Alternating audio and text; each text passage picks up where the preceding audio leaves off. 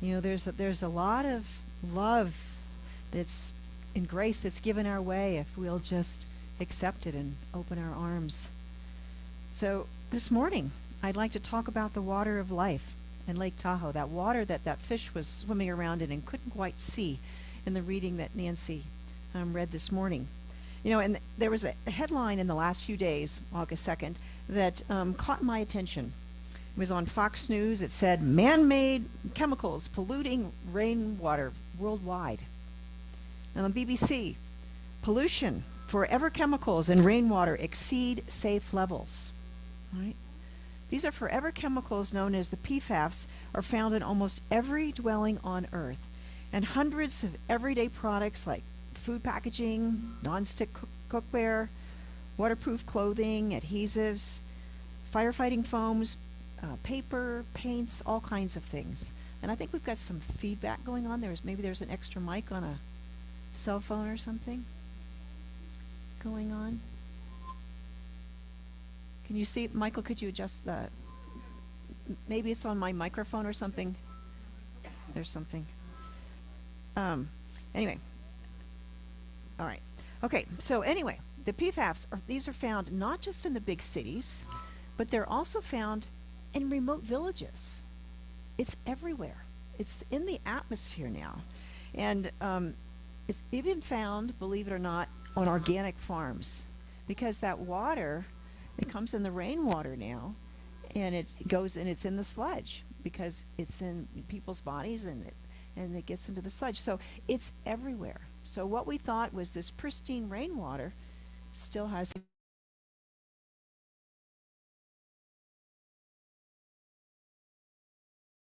associated with increased risks of some cancers, fertility issues, and developmental delays in children.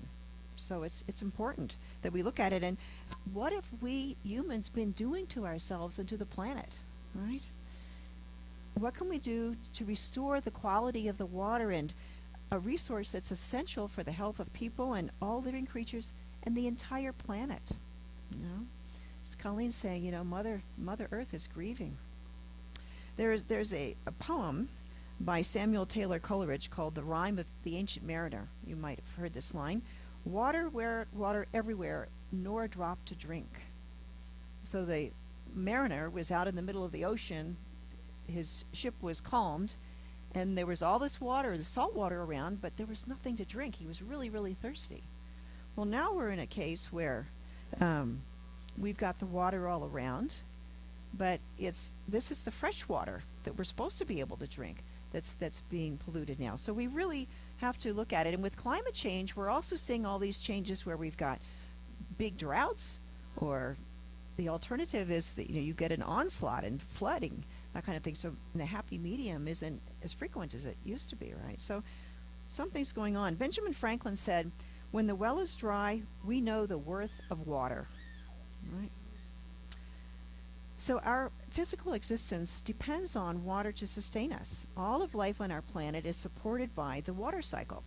So the water vapor in the air, it condenses and it forms clouds, and then it falls as precipitation, either snow or rain, and then it infiltrates into the ground, or it runs off into the streams, the rivers, the oceans, and eventually evaporates again into the air. So it's used over and over and over again, many times. Along the way, we use that water for drinking, for growing crops, cooking, cleansing, industrial processing, recreation, travel, all kinds of things. We need water every day. And when we're born, our bodies are about 78% water. That means that most of our bodies are water. By the time we get to be an adult, men's bodies are about 60% water, and women's are about 55% because they have a little more fat. But our brains are still 80% water, right? Without water, we can't think straight. Even you get a little bit dehydrated and you kind of get a headache or you can't think straight, you're dehydrated many times, right? So our bodies require water for the cells to function, to regulate our temperature so we don't get too hot or too cold, or just to eliminate waste, to make everything move in our bodies. Water is so fundamental to life that when scientists are looking to see if there's signs of life on another planet, they look to see whether there's water on those planets. That's the clue. Now, when I was a civil engineer before I became an environmental planner, before I became a minister, and in my first civil engineering class on water resources, one of the first things my professor told us is that civil engineers had saved more lives than all of the doctors on the planet. He was very proud of that. And when you think of it, though, we're the ones that created the clean water, right? That's basic. If you don't have clean water, it doesn't matter what the doctors are doing or what have you.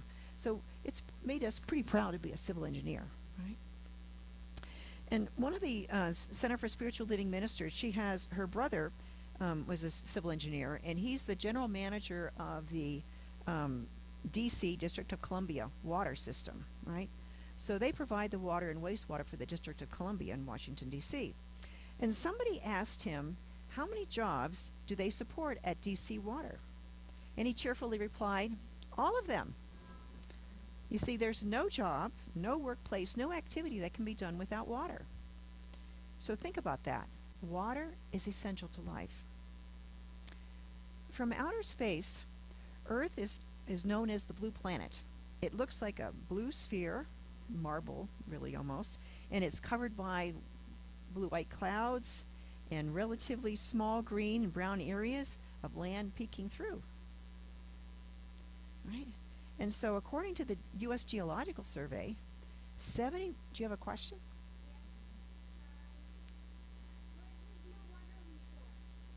What is a water resource? If there wasn't, there probably wouldn't be any people. Yeah, smart boy there. All right, so according to the USGS, 71% of the Earth's surface is covered by water, right? So when you look at that blue planet, most of it's the ocean. And 96.5% of the Earth's total water is in the ocean. Right? So, and that means that there's all this water that we need for our survival that we can drink. Only a small percentage, 2.5% of Earth's total water is fresh, drinkable water. So it's really a precious commodity. We need to take care of it, right? And most of that water is locked in the glaciers and the groundwater. So the amount that we have that's actually available in the rivers and the lakes to drink, is even smaller. And we can pump some more out of the groundwater, but it's still a very small amount. And it's that small amount of water that provides all of the water that we need for people and for all of the living creatures on the planet. Right? Now, Lake Tahoe is the nucleus, the main area of land that the Washoe people, the Aboriginal people, the Native Americans, they have lived there for 6,000 to 9,000 years, right? That's longer than the pyramids have been in existence, much longer. Right? Now, the name Tahoe is actually a mispronunciation of the Washoe word Da'au, which means lake. Right? So Lake Tahoe and the neighboring lands around it in the California Sierra Mountains and the Great Basin, they are fundamental to the very existence of the Washoe tribe, this indigenous tribe, and they're a sovereign nation as well. So it's so fundamental that the term Washoe is translated as the people from here. That they've always been here, and that's who they are. They might travel to someplace else, but this is their home that they come back to. They have sustainable practices of hunting, fishing, and gathering that traditional foods and medicines within their homelands also shaped and maintained the beauty of Lake Tahoe that we all enjoy and treasure. And what that means is that when they go fishing, they leave some of the fish in the lake. So there's fish for next year, right? And there's fish for the next person. And so they never take it all. And when they go, they collect acorns on the western shore and the oak trees, and they'll collect pine nuts on the eastern shore and down into the valley there. And so back when the white people came into the valley, and they came in, and starting about 1844, Fremont came through, and then about 1850 or so was the mining started, and they came in even bigger numbers. In about 10 years, they decimated a lot of the fish, a lot of the wildlife that they were hunting for game, and they started cutting down the trees. It was where there used to be a beautiful forest. They didn't cut down one or two. They cut down the whole hillside, and it was a barren hillside. Big change. And so these sustainable practices just weren't revered, weren't respected. And all of the traditional foods and medicine, it's like they didn't go to the grocery store. They went out in the forest, and they knew which plants that they could eat. And they knew that in April, this plant is going to be blooming and ready to eat, and a different one's going to be there in July. So they follow that system. So they lived in balance with nature. So they could rely on plenty of fish from Lake Tahoe and the nearby rivers. They had berries, sunflower seeds, sweet potatoes. They could find wild turnips, rhubarb, celery. All these things were growing out in the wild. You might not even see that when you go on a walk, but they knew. They knew. So they hunted quail, big game, the black oak acorns, and pine nuts were especially prized because they could be stored for use during the winter. All right. So there's a man named Gary Kaufman that loves to take photographs of Lake Tahoe, and his house looks down over the lake, and he loves to take the photographs, and he'll go to all kinds of places. But he has a series of photographs that's called Angels Rising. And the Washoe Indians have a legend about the water spouts that form infrequently on Lake Tahoe, and they call them water babies. So their legend is that upon the death of their chiefs, the Washoe tribal members will bury them in the lake, right? And so it's their belief that the water spouts, which occurred on those rare occasions, were when the water spouts came to take their chiefs to heaven, right? And so this is a series of photographs that he took on September 26, 1998. And Gary's friends and family saw in the very first one, you can see, if you get, this isn't quite as good at this big picture, but you can see like a head and wings of an angel. It's kind of there. So it almost looks like it's kind of give you goosebumps when you see that, the original one on the wall. And so when Gary took this series of photos, his family saw that. And so he said, could this be that angel rising, that chief? Right? Now, after the settlers came in and they took over and they fished out everything and took over, cut down the trees, many of the Washoe people were actually hungry. So hungry they were starving to death, some of them. And they had understood that balance between the people and the land, the people and nature. Brian Wallace is a former chairman of the Washoe tribe, and this is what he said to explain that. The health of the land and the health of the people are tied together. What happens to the land also happens to the people. When the land suffers, so do the people. Right? So we have to take care of the land. We have to take care of the water of the lake. Now, the Center for Spiritual Living Tahoe-Truckee is located in North Lake Tahoe on land that's considered the traditional tribal lands. And in this picture, a little hard to see with the bright lights here, but the dark green, well, the very center you can see Lake Tahoe right here. And that's the lake. And our center is about right here. And then the dark green area is the primary area where they lived most of the time. And then this larger area here, the light green, is where they would go out. So they would go out to get acorns, or they would go to fishing, and there's all these different rivers that in this area. And so this was their whole area. So different times of the year they would be in different areas. And in the winter they would go down in the valleys to where the snow wasn't quite so deep for their houses and so forth. But then when in the spring they came up to the lake because that's where the fish were and the new plants that they wanted. So they work together.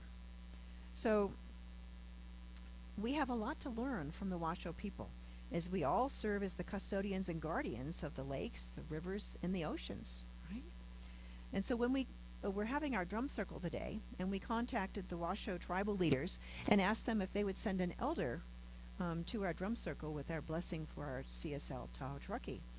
And they said that no, they didn't have an elder that was available to come today, but Bernadette Nieto, the tribal administrator, she sent us a message that included the following request. I'll be reading the full message during the drum circle, but this is what she said. As we acknowledge the Lake Tahoe Basin as the homeland of the Washoe people, we ask that you, as visitors to our homelands and these lands, treat this place with the same respect as those who walked before you, the Washoe people. So these waters of life are divine gifts to support all of life on the planet Earth. So let's endeavor to care for the Washoe tribal lands, and including Lake Tahoe, with respect and gratitude. Right? We want to live in harmony and balance with the land, with all creatures, and with all people. That is the path to a sustainable future for us all, because we are all a part of God, a part of that one life that is God. And in the reading, Ernest Holmes talked about the story of the fish, that it's being told that it's surrounded by water, but it can't see the water. It's like, having a fish that's in a fishbowl and say, where's the water? Where's the water? And it's right in the water, right? And so we are in the middle of God. And so if you want to look for God, just look in the eyes of the person next to you. That's God, right? Look in the eyes of a new baby, or the eyes of a dog that's licking your face, right? And wanting to be loved. Look at a beautiful flower that's blooming, right? Or the pine nuts that the chicories are pulling out and eating and making a mess all over your deck. But that is God. It is all God, right? So that spirit of life then is all around us. It flows through us. It permeates everything. It's the essence of all form. It flows through every condition. So this means that not only all of these wonderful things that we just love to love, but even when there's difficult times, God is there. Might be kind of obscured, but God is there at the heart of each and every person. So, and that life is creating through us. And so we have what we call race consciousness. So we kind of accept what's been in the past, as that we call that race consciousness, all the collective things that all the people have experienced and believed, and it's been that way, it's always going to be that way. Well, no. The message that we talk about in metaphysics is that when you change your thinking, when you have a new thought, you change your experience. And so when we get frustrated and things that seem like they're just not getting themselves where they're supposed to be, I've been working and working and working. Well, it's about trusting. I've been working on building up this center, and we had this great vision 2 years ago, and of seeing ourselves just full of people and all these wonderful things happening, and it's just been very slow. COVID had really turned things around, slowed things down, and it was worse than walking in molasses, right? But I had this vision when I was praying this week about seeing myself as a farmer. So we've tilled the soil, we've planted the seeds, we're watering them, and now the sprouts are coming up. So this is the new shift that is occurring. It's all God. Ralph Waldo Emerson put it in a wonderful way. He said, everything in nature contains all the powers of nature. Everything is made of one hidden stuff. So if God is love, we are love.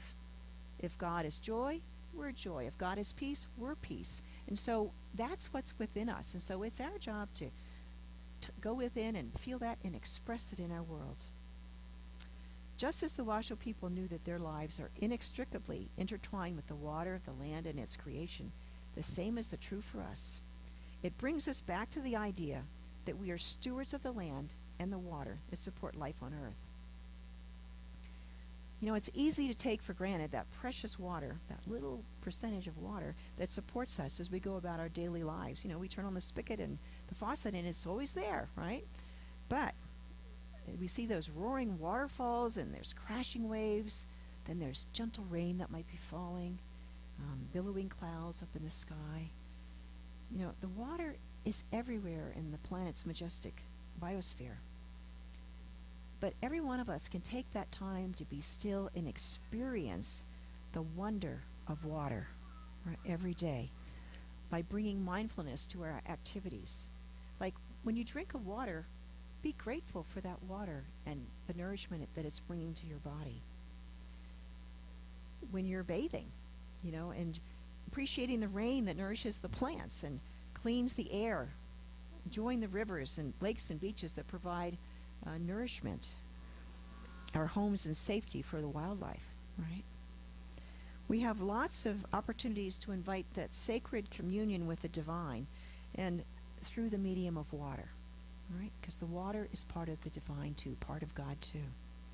So we can choose to stop polluting our rivers, lakes, and oceans. We have to be a little creative about thinking of some new ways to do things, but we can do it. That's what we've got good minds for. And we can choose to conserve water in our homes and gardens, and we can remember to share the water with the fish and the animals and the plants by maintaining sustainable wildlife habitats, maybe learning about xeriscape, plants that don't need much water. There are some people in the world that walk several hours every day just to get some water. And in some places, that water is just a muddy hole in the ground that's contaminated with bacteria and parasites that cause water-related diseases. They don't have indoor plumbing.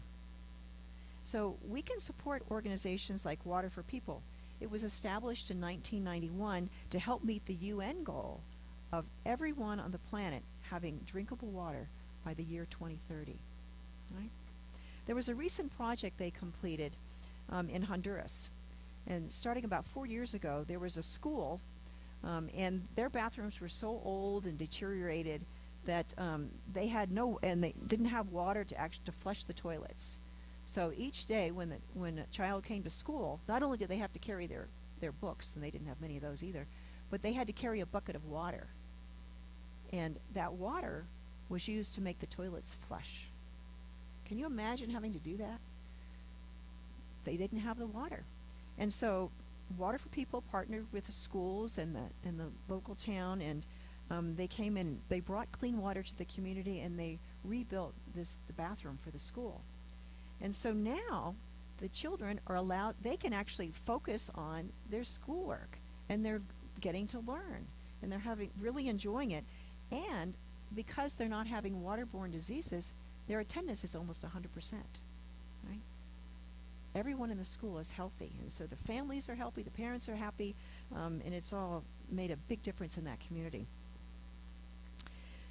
There's also one last example I'd like to share with you, that it's even possible that our water supplies can bring warring countries together out of necessity.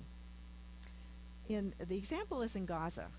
Now, the fighting between Gaza and the Israelis has been going on for many, many decades. And Gaza is struggling to build and operate their wastewater treatment plants for their people.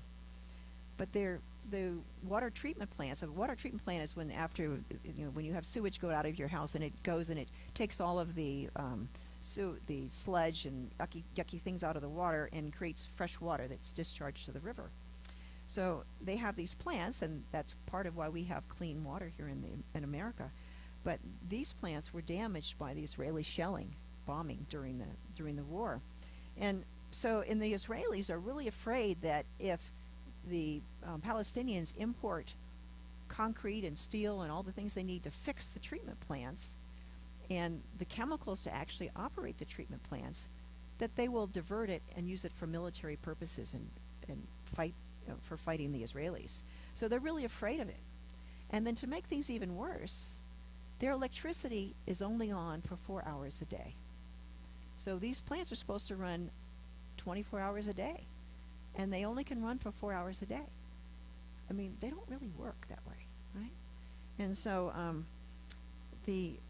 so after 20 years of planning, they had a wastewater treatment plant went into service in 2021.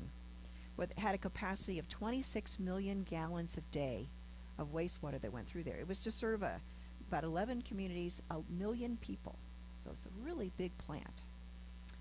And before that 26 million gallons of wastewater was discharged into the groundwater. It seeped into the ground. the kids would be walking around and it was on the surface and so forth, or it went into the Mediterranean Ocean. Now, during the recent fighting just a few months ago between Gaza and Israel, the wastewater treatment plant was shut down frequently when the electricity was cut off or they ran out of supplies or something that was happening. And when that happened, they would have to discharge all the wastewater to the ocean or to the groundwater. Now, an interesting thing happened. They realized that when they discharged to the Mediterranean Ocean, the ocean currents would take that wastewater over to the next area, which was a nice beach where the Israeli families loved to go swimming. And their kids started getting sick because they were swimming at the beach that now had wastewater on it that had been clean. And so there was a German development agency called KFG, and they came in and they said, maybe you ought to rethink your ideas, and maybe they do need some cement and steel and some chemicals and more electricity so they can operate their plant. And so it's back in operation now. And also they are installing solar panels so the electricity can run more often. And they're doing an even greater thing. They're taking the biosludge, that's the stuff that comes out, and they're going to turn it into a biofuel to energy plant. So they're going to be generating more energy maybe even than the plant itself needs, and that'll be better for the community. So this gradual shift is changing minds, all right?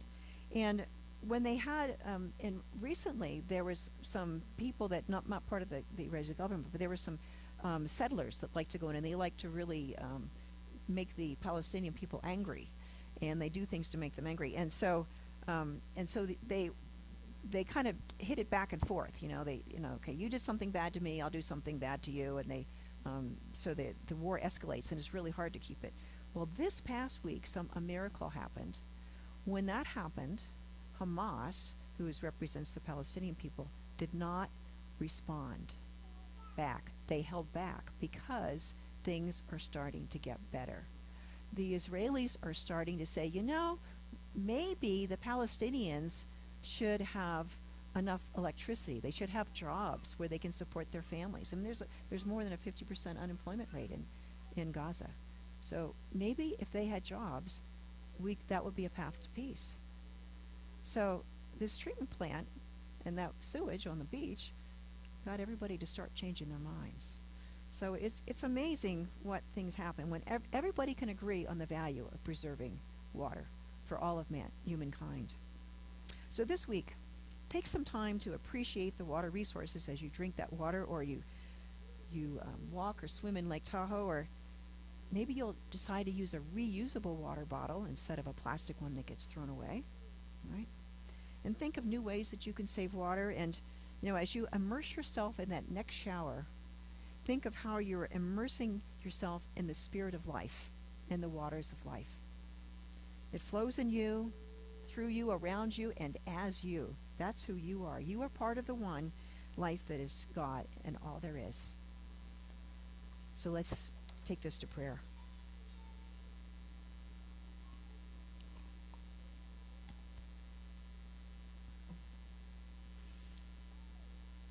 So as we go within,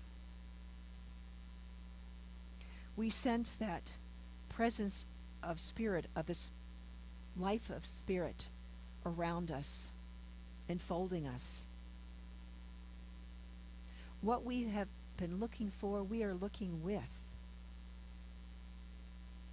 For it is always here. The power and presence of God is always here, and we can feel it. And as we let go and let that be the truth of who we are, we let go of our smallness.